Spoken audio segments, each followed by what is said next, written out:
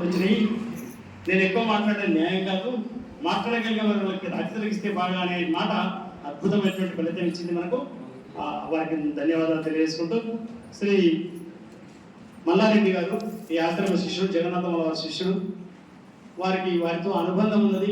ఆనాటి నుంచి ఈనాటి వరకు అక్కడ ఇస్తాం.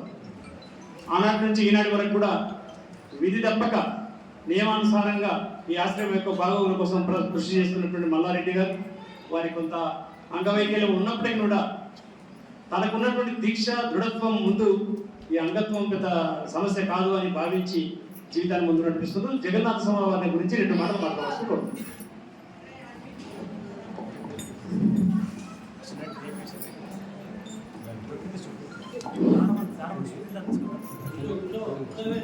భక్తయుధాంతరంగ సద్బ్రహ్మచారి ధ్యాన యోగేంద్ర శాసిత ధర్మమూర్తి పరమ గురుదేవ మాదాయ పల్లి నిలయ కృతిని చేకొను దీవించు కృపను పడసి.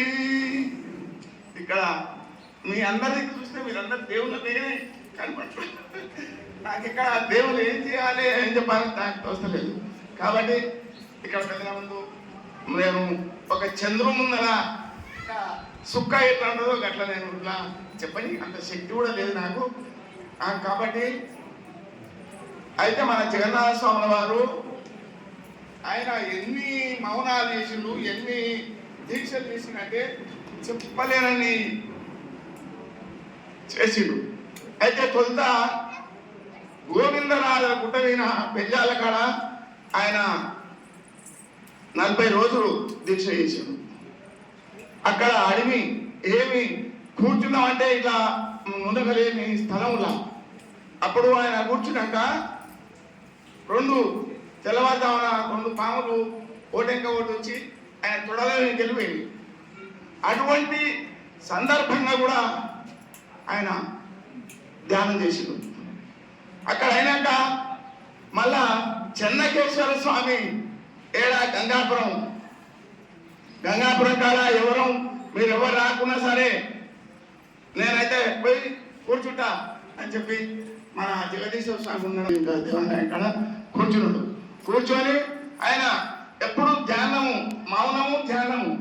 అయితే ధ్యానం అనేది మనకు చెప్పకపోయింది. ధ్యానం చేయాలి, ఇట్లా ఇట్లు ధ్యానం చేయాలని చెప్పి నాకు ఎవరు తెలియలేదు, చెప్పలేదు. కాబట్టి మేము మౌనం కూర్చుంటే ఇక మేము సరే మాట్లాడకుండా కూర్చుంటాం అనుకున్నాం, కానీ ధ్యానం చేసుకుంటూ కూర్చుంటే అదొకటి. ఇంకోటి కందూరు కాడ, కందూరు అంటే కందూరు శంకరయ్య అని చెప్పి మన శంకరయ్య స్వామి కూడా అదే అనుకున్నాం, మేము అక్కడే అనుకున్నాము ఊరు కందూరు అని. కందూరు కాడ కూర్చున్నాడు. అది ఎవ్వరు లేరు ఆ గుట్ట, దేవుడు గుట్ట. కాబట్టి ఆడ కూడా నక్సలైట్స్ వచ్చి ఎవరు నేను ఎందుకు కూర్చున్నావు, నువ్వు ఏ కారణంగా వచ్చావు, నువ్వు భక్తులమని మాకు ఎట్లా తెచ్చు అని చెప్పి ఆయన ప్రతిజ్ఞ చేసినాక ఆయన మొత్తం సమాధానాలు ఇచ్చి ఆ నుంచి వచ్చినాక శ్రీశైలం వల్ల ఆయన మీరు ఎవరు రాకున్నా సరే నేనైతే పోతా, మీరు ఇష్టం అని చెప్పి ఆడ శ్రీశైలం వల్ల 2 సార్లు 40 రోజులు అక్కడనే ధ్యానం చేసుకుంటూ కూర్చున్నాడు. అక్కడి నుంచి అయిపోయినాక మన కల్వకుర్తి మన స్వామి అని ఉన్నాడు, ఆయన బొందల స్వామి అని వ్యవసాయ పొలంలో పెద్ద బాయి మోటార్లు నడిచేది, అటుకెళ్ళి అంతా చెట్లే. ఆడ కూర్చున్నాడు. ఆడ కూర్చున్నాక పెద్ద కార్యక్రమము ఎట్లా చేస్తాడు ఏం కదా అంటే దానంతటి దానే మొత్తం అన్నిటికన్నీ బియ్యానికి బియ్యం ఎంత మంది పోయినా కానీ ఒకరికి ఇబ్బంది కాకుండా భోజనాలు నడిపించాడు. అక్కడి నుంచి మళ్ళా గట్టుపల్లి ఆంజనేయ స్వామి కూడా అక్కడ, అది స్వామికి అక్కడ కొంతమంది కుడితే అక్కడ అది అడమే మొత్తం మన ఊరు కూడా ఆంజనేయ స్వామి ఎట్లున్నాడు ఆయన అట్లే ఉన్నాడు. అది అంతా అడమే. ఆడ కూర్చున్నాడు. ఆడ కూర్చుంటే ఎవరు ఆయనకు ఏం కథ అంటే ఆయన ఎవరు లేదు భగవంతుడే అని చెప్పి ఆయన అటువంటి ధ్యానం చేసుకుంటా ఆయన ఇంత కాడికి వచ్చింది. ఈ ధ్యానం చేసి మళ్ళా ఆంజనేయ స్వామి దేవాలయం 3 సార్లు కూర్చున్నాడు. మన మాదాపల్లి ఇక్కడ ఆంజనేయ స్వామి గుట్ట ఉన్నది. ఎవరైనా వచ్చినా కానీ కృష్ణాగర్ చేయడానికి ఆయనకి పోయింది, ఆయన ఉండేది.